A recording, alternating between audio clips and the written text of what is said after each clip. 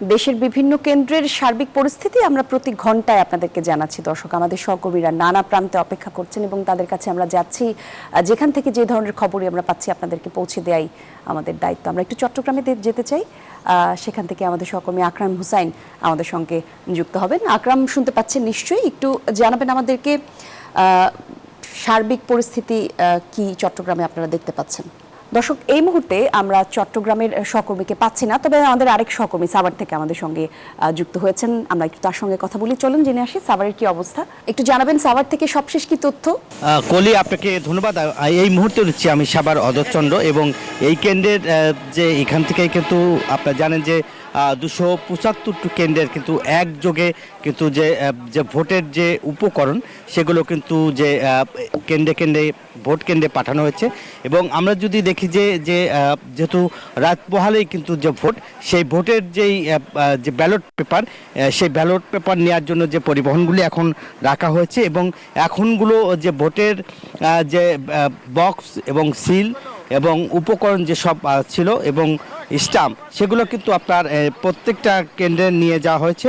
এবং সেখানে যে ম্যাজিস্ট্রেট রয়েছে সেই ম্যাজিস্ট্রেট এবং 9 জন ম্যাজিস্ট্রেট, ঢাকা 19 আসনের সংসদ নির্বাচনের যে ম্যাজিস্ট্রেট, সেই ম্যাজিস্ট্রেট, স্ট্রাইকিং ফোর্স এবং বিজিবি সেনাবাহিনী যৌথভাবে কিন্তু প্রত্যেকটা ভোট কেন্দ্রে কিন্তু তারা সেখানে গেছেন এবং সেখানে গিয়ে কিন্তু দেখা হচ্ছে যে এবং সিসিটিভি বা বসানো হয়েছে কিনা এবং সবগুলো যে বডি ক্যামেরা সব ঠিক আছে কিনা, সেই শুধু ব্যালট পেপার ছাড়াই সব ধরনের মালামালি কিন্তু ভোট কেন্দ্রে সেখানে পৌঁছানো হয়েছে এবং সেগুলো নিশ্চিত করা হয়েছে। এবং রিটার্নিং কর্মকর্তা এবং সহকারী রিটার্নিং কর্মকর্তা প্রতিটা পয়েন্টে পয়েন্টে কিন্তু তারা যাচ্ছে এবং সেখান থেকে কোথাও কোথাও যে টাকা ছড়ানোর যে অভিযোগ সেটা বলা হচ্ছে, আসলে সেটাও কিন্তু ম্যাজিস্ট্রেট সেই কাজটি আসলে করছে এবং সেই নির্বাচনের যে সামগ্রী যেগুলো বিতরণ করা হয়েছে সঠিকভাবে সেগুলো বসানো হয়েছে কিনা সেগুলো পরীক্ষা নিরীক্ষা করছে একই সঙ্গে। এবং আমরা দেখেছি যে সেনাবাহিনী, বিজিবি রয়েছে, আনসার এবং আইন শৃঙ্খলা বাহিনী কিন্তু প্রত্যেকটা পয়েন্টে পয়েন্টে কাজ করছেন। আপনারা জানেন যে সাভারের যে 4টি ঢাকা জেলার সাভার কিন্তু 4টি এলাকায় আসলে নির্বাচন হচ্ছে। একটি ঢাকা 19 এবং ঢাকা 19-এর যে সাভার আশুলিয়া, এছাড়াও কিন্তু যে ঢাকা 14 আসনের দারুসালাম এবং সাভারের কিছু অংশ এবং এই মিলে কিন্তু আসলে ঢাকা 14 আসনের এবং ঢাকা 2 অর্থাৎ কেরানীগঞ্জ এবং সাভারের 3টি ইউনিয়ন মিলে এবং ঢাকা 20-এও কিন্তু আপনার জানেন যে জেলার মধ্যেই সেটাও কিন্তু নির্বাচন হচ্ছেন। এবং সেইগুলো যে সবগুলো ভোট কেন্দ্রে যে সিল এবং ব্যালট পেপার এবং ব্যালট পেপারটা শুধু এখন সেটাই আসলে যায়নি, অন্য অন্য ব্যালট যে বক্স এবং সিল এগুলো সব কিন্তু সেগুলো নিয়ে যাওয়া হয়েছে এবং নির্দিষ্ট যেসব কেন্দ্রগুলো রয়েছে সেই কেন্দ্রগুলোতে মালামাল ঠিকমতো পৌঁছাইছে কিনা সেটার জন্য কিন্তু আপনারা দেখছেন যে ম্যাজিস্ট্রেট এবং এখনও দেখছেন যে কিছু কিছু কেন্দ্রে যে মালামালগুলি নিয়ে যাওয়া হচ্ছে, বহন করা হচ্ছে। আপনাদের যদি একটু দেখাই যে নিয়ে যাচ্ছেন সেই এখান থেকেই নিয়ে যাওয়া হচ্ছে এবং আইন শৃঙ্খলা বাহিনী কিন্তু সঙ্গে রয়েছেন এবং খুব গুরুত্ব সহকারে কিন্তু নিয়ে যাচ্ছেন। এবং একই সঙ্গে আপনার যে এই যে গাড়িগুলি রয়েছে, যে নোহা গাড়িগুলি, এইগুলা কিন্তু যে ব্যালট পেপারগুলি ভোরবেলার দিকে নিয়ে যাবে, ঠিক নির্বাচনের আগেই প্রত্যেকটা ব্যালট পেপার কিন্তু আপনার সেগুলো কিন্তু আসলে পৌঁছে দেওয়া হবে এবং যেইগুলি নিয়ে আসলে বলা হচ্ছে এবং ঠিক সকাল 7:30টায় কিন্তু নির্বাচন হবেন। এবং আমরা দেখেছি যে ঢাকা 2 আসনের যে মানে ভোট হবে এবং ভোটের যে হেভিওয়েট প্রার্থী রয়েছে আমানুল্লাহ আমান, তিনি 7:30-এ কিন্তু তার যে নিজ এলাকায় যে হযরতপুর মধুচর এলাকায় যে নির্বাচনী সেখানে তিনি ভোট দিবেন। এছাড়াও ঢাকা 19 আসনের সংসদ সদস্য সালাউদ্দিন বাবু, তিনি কিন্তু তার আশুলিয়ার জিরাবো যে ভোট কেন্দ্রটি রয়েছে দিস কলেজ, সেখানে তিনি ভোট দিবেন। এবং ধামরাইয়ের যে তমিজ, তার যে নিজ এলাকায় সেই এলাকায় তিনি ভোট দিবেন পাঠানটোলা। এবং এই ছিল আমার কাছে ঢাকা 19 আসন এবং ঢাকা 20, ঢাকা 14, ঢাকা 2-এর নির্বাচনের উপকরণ পাঠানোর সর্বশেষ তথ্য। কলি। অনেক ধন্যবাদ আপনাকে নাজবুল। নিশ্চয়ই আপনার তথ্যগুলো আমাদেরকে সহযোগিতা করবে। এরপরে কোনো গুরুত্বপূর্ণ থাকলেও আমাদের সহকর্মীদের কাছে যাব। আমরা জানছিলাম সাভারের কথা। আরও একবার ঢাকার একটু তথ্য দর্শক আপনাদেরকে জানাতে চাই। শাহজাহানপুর থেকে সহকর্মী রাশেদ রায়হান আমাদের সঙ্গে যোগ দিবেন। রাশেদ, আমরা জানি যে ঢাকার 2 সিটি কর্পোরেশনে প্রায় 15টি আসন বেশ ঝুঁকিপূর্ণ বলা হচ্ছে। প্রতিনিয়তই আমরা এই খবরগুলো পাচ্ছি। আবার অন্যদিকে ইসি বলছে যে এবারের নির্বাচন সবচেয়ে অবাধ, সুষ্ঠু এবং নিরপেক্ষ নির্বাচন হবে। একটু আমাদেরকে জানাবেন, আপনি যেখানে এই মুহূর্তে আছেন সেখানকার সবশেষ কি পরিস্থিতি, কোনো বিশৃঙ্খলা বা অনিয়ম চোখে পড়েছে কিনা? আপনি জানেন যে বিগত সময়ে দীর্ঘদিন একটি দল শাসন করেছে, সেটা হচ্ছে আওয়ামী লীগ, এবং গণঅভ্যুত্থানের পর তাদের পতন হওয়ার পরে নির্ধারিত সময়ের আগেই আসলে যেহেতু অন্তর্বর্তী সরকার ক্ষমতা নিয়েছে এবং তারা কিন্তু তাদের যে কাঙ্ক্ষিত সময়ের কথা তারা বলেছিল, সেই সময়ে কিন্তু আসলে ভোটটি অনুষ্ঠিত হতে যাচ্ছে, অর্থাৎ রাত পোহালে কিন্তু ভোট। এবং আওয়ামী লীগ বিগত সময়ে শেখ হাসিনার মামলা এবং অন্যান্য সময় যখন যতটুকু নাশকতা করার চেষ্টা করা হয়েছে, সেটি কিন্তু এই ভোটকে কেন্দ্র করে এই সময় একেবারে নাই বললেই চলে। অর্থাৎ রাজধানী জুড়ে ঢাকায় যতগুলো আসন রয়েছে এখন পর্যন্ত কোনো বিশৃঙ্খলার ঘটনা কিন্তু ঘটেনি, আমার চোখে পড়েনি, আমরা যতগুলো কেন্দ্র ঘুরে দেখেছি। এবং এই মুহূর্তে আমি ঢাকা 8 আসনে রয়েছি। এই ঢাকা 8 আসনটি পল্টন, শাহবাগ, মতিঝিল এসব এলাকা মিলিয়ে আসলে এই আসনটি রয়েছে। এবং এখানে নাসিরউদ্দিন পাটোয়ারি জামায়াত এনসিপি মনোনীত প্রার্থী প্রতিদ্বন্দ্বিতা করছেন। এছাড়াও রয়েছেন বিএনপির হেভিওয়েট প্রার্থী মির্জা আব্বাস। এবং মির্জা আব্বাস এই ঢাকা 8 আসনের মির্জা আব্বাস মহিলা কলেজ, মহিলা ডিগ্রি কলেজ, তার নিজের নির্মিত যে কলেজ রয়েছে, এখানে তিনি ভোট দিতে আসবেন। এবং এই ভোট কেন্দ্রে আমরা কথা বলেছিলাম, 3 নম্বর ভোট কেন্দ্রে আমরা গিয়েছিলাম, সেখানে প্রিজাইডিং কর্মকর্তা বলেছেন যে তার কেন্দ্রে ভোটার সংখ্যা 1968টি এবং বাকিগুলো অ্যাপ্রক্সিমেট এরকম 3000 করে গড়ে ধরলে সেক্ষেত্রে হয়তো এই কেন্দ্রের ভোটার সংখ্যা প্রায় 10,000-এর মতো হবে। এবং যেহেতু রাত পোহালে আসলে ভোটের আয়োজন, সে কারণে যত সরঞ্জামাদি আছে, স্বচ্ছ ব্যালট বাক্স এবং অমোচনীয় কালি এবং গণভোটের জন্য যে গোলাপি ব্যালট পেপার এবং দলীয় ভোট দেওয়ার জন্য প্রতীকে ভোট দেওয়ার জন্য সেটির জন্য আলাদা পেপার, সকল সরঞ্জাম কিন্তু কেন্দ্রগুলোতে সরবরাহ করা কিন্তু ইতিমধ্যেই হয়ে গেছে। সকাল থেকে কিন্তু সেসব কার্যক্রম আসলে চলছিল। এবং এই আসনে অর্থাৎ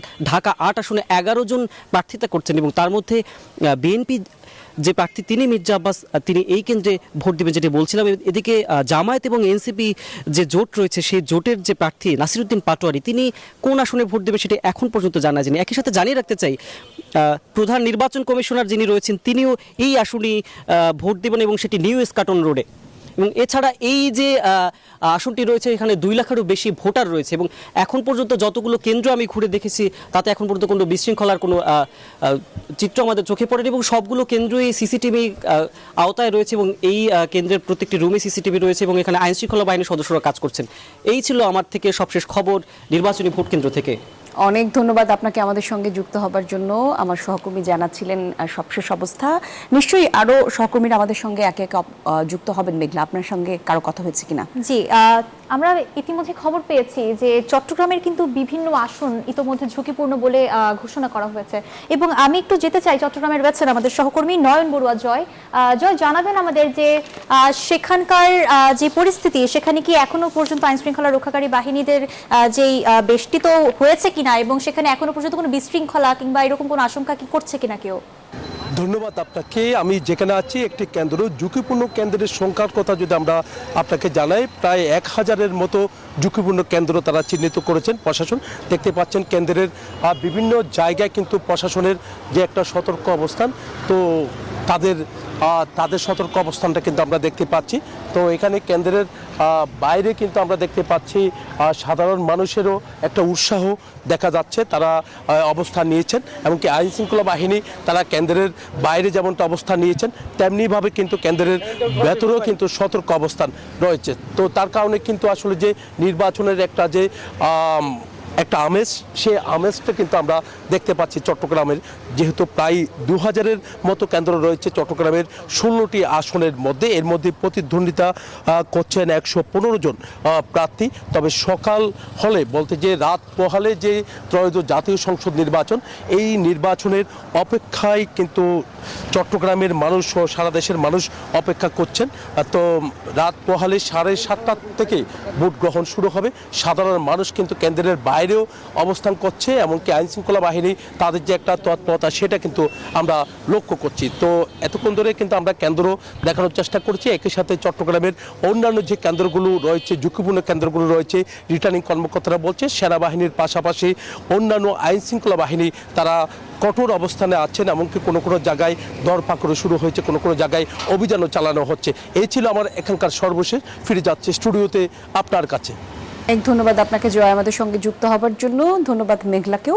দর্শক, খবরের ধারাবাহিকতায় আমাদের আরেক সহকর্মীর কাছে কিছুক্ষণ আগে আমরা যেতে চেয়েছিলাম, আমাদের সহকর্মী আকরামের কাছে যেতে চেয়েছিলাম। তিনিও চট্টগ্রাম থেকে আমাদের সঙ্গে যুক্ত হবার কথা রয়েছেন, সেই মুহূর্তে আমরা তার সংযুক্তি পাইনি, তবে এখন আকরাম আমাদের সঙ্গে যুক্ত হচ্ছেন। আকরাম, এবারে শুনতে পাচ্ছেন নিশ্চয়ই, একটু জানাবেন আপনি যেখানে আছেন সেখানকার সবশেষ কি তথ্য? ঝুঁকিপূর্ণ কেন্দ্রের তালিকা বলছিলেন কিছুক্ষণ আগে নয়ন বড়ুয়া জয়, 1000-এর বেশি কেন্দ্রের কথা বললেন তিনি ঝুঁকিপূর্ণ। আপনার কাছে এই সম্পর্কিত কোনো তথ্য আছে কিনা? আসলে ত্রয়োদশ জাতীয় সংসদ নির্বাচন নিয়ে চট্টগ্রামে এখন ভোটের আমেজ বিরাজ করছে। আসলে নগরবাসী এখন তাদের ভোটাধিকার প্রয়োগের জন্য অপেক্ষা করছেন। আজকে সারাদিন কিন্তু চট্টগ্রাম নগরীতে গণপরিবহন প্রায় শূন্যের কোটায় ছিল, ব্যক্তিগত গাড়ি কিছুটা কয়েকটা দেখতে পেয়েছি আমরা। গণপরিবহনের সংখ্যাও খুব বেশি ছিল তেমন বলা যাবে না, খুবই কম ছিল। একই সাথে আইন শৃঙ্খলা রক্ষাকারী বাহিনীর প্রস্তুতি নিয়ে যদি বলতে চাই, তারা সর্বোচ্চ সতর্ক অবস্থায় আছে। তারা নির্বিঘ্নে নগরবাসী যেন ভোটাধিকার প্রয়োগ করতে পারেন সেজন্য সর্বোচ্চ সতর্ক অবস্থায় আছেন। এবং অন্যদিকে নগরে যাদের গ্রামের বাড়ি আছে, তারা গ্রামের বাড়িতে, নগর ছেড়ে কিন্তু গ্রামের বাড়িতে চলে গেছেন তাদের ভোটাধিকার প্রয়োগের জন্য। সেদিকে নগর ঈদের ছুটিতে যেভাবে নগর খালি হয়ে যায়, শুনশান নীরবতা বিরাজ করে, ঠিক একইভাবে ঈদের ছুটির মতো কিন্তু চট্টগ্রাম নগরী এখন শুনশান নীরবতা বিরাজ করছে। অন্যদিকে নির্বাচন সংশ্লিষ্টরা বলছেন যাতে ভোটাররা তাদের ভোটাধিকার নির্বিঘ্নে প্রয়োগ করতে পারে সেই জন্য তাদের পক্ষ থেকে সর্বোচ্চ ব্যবস্থা নেওয়া হয়েছে এবং তারা ভোটারদের প্রতি আহ্বান জানিয়েছেন তারা যেন ভোট কেন্দ্রে এসে তাদের ভোটাধিকার প্রয়োগ করেন, তাদের ভবিষ্যৎ দেশের যারা নেতৃত্ব দিবেন তাদেরকে নির্বাচন করেন। অন্যদিকে আমরা তরুণ নেতৃত্ব বলেন, ভোটারদের সাথে কথা বলেছি, তারা বলেন সবাই আমাদেরকে যেটি জানিয়েছেন দীর্ঘদিন পর তারা গণতান্ত্রিক উপায়ে তাদের ভোটাধিকার প্রয়োগের সুযোগ পেয়েছেন, তারা কিন্তু সেই সুযোগ হাতছাড়া করবেন না। তারা সুন্দর এবং সুশৃঙ্খলভাবে তাদের সেই ভোটাধিকার প্রয়োগের জন্য প্রস্তুত আছে বলে আমাদেরকে জানিয়েছেন। এখন পর্যন্ত চট্টগ্রাম থেকে আমার কাছে ছিল সর্বশেষ অবস্থা। আমরা এখন যাব স্টুডিওতে। অনেক ধন্যবাদ আপনাকে আকরাম। নিশ্চয়ই আপনার মতো করে আমরাও আসলে এই প্রতিশ্রুতি রাখতে চাই, এই প্রত্যাশাই রাখতে চাই যে প্রত্যেকটা ভোটার তার যে ভোটাধিকার সেটি সঠিকভাবে প্রয়োগ করতে পারে। আমরা যাব আবারও আমার আরেক সহকর্মী মেঘলা তো আছেন, তার কাছে যাব, দেখি তার কাছে কি তথ্য রয়েছে। মেঘলা। জি, আমরা একটু কুষ্টিয়ার দিকে যেতে চাই। কুষ্টিয়াতে রয়েছেন আমাদের সহকর্মী রয়েছেন কুষ্টিয়া থেকে মাহাতাবউদ্দিন লালনের কাছে যাব যে সেখানকার আসলে সার্বিক পরিস্থিতি আসলে কেমন দেখতে পাচ্ছেন তিনি। আপনি নিরাপত্তা পরিস্থিতি সম্পর্কে যদি একটু আমাদেরকে জানাতেন যে সর্বশেষ কি তথ্য আছে আপনার কাছে। মেঘলা, আপনাকে ধন্যবাদ। সেই সাথে জান্নাতুল কলি, আপনাকেও ধন্যবাদ। আপনাদের মাধ্যমে দর্শকদেরকে জানাতে চাই যে কুষ্টিয়াতে 4টি আসন, এই 4টি সংসদীয় আসনে 509টি কেন্দ্রের মাধ্যমে কিন্তু ভোট গ্রহণ করা হবে এবং যে গণভোট যেটি আসলে পক্ষে বিপক্ষে সাধারণ মানুষ যারা ভোটার আছেন তারা তাদের মতামত জানাবেন। আমি সারাদিনই খোঁজখবর রেখেছি কুষ্টিয়ার জেলা প্রশাসক, একই সাথে রিটার্নিং অফিসার এবং কুষ্টিয়ার পুলিশ সুপার দুজনের সাথে আমি কথা বলেছি। তারা দুজনই আমাকে নিশ্চিত করেছেন এবং আমি খোঁজখবর রেখেছি। এখন পর্যন্ত কুষ্টিয়াতে অপ্রীতিকর কোনো ঘটনার কিন্তু সংবাদ আমরা পাইনি। দু একটি বিচ্ছিন্ন ঘটনা ঘটেছে, বাদবাকি কিন্তু পরিবেশ অনুকূলে।